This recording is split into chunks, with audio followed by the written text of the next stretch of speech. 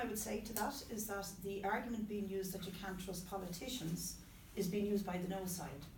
And I would agree with them. I don't trust politicians either, but I trust women.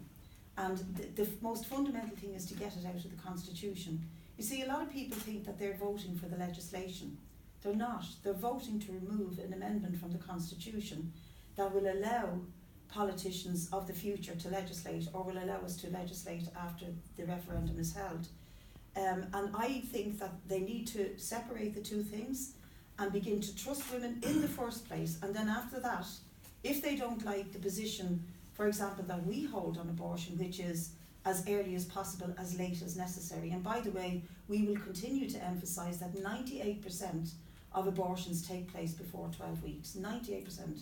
So there's a tiny, tiny amount that take place after that, and they're usually for reasons of serious health or social issues. And we will emphasise that, but we will continue to argue for as early as possible and as late as necessary. But that does mean that people have to separate the two. Whether they don't trust me or Richard Boyd-Barret or Gino Kenny is not the issue.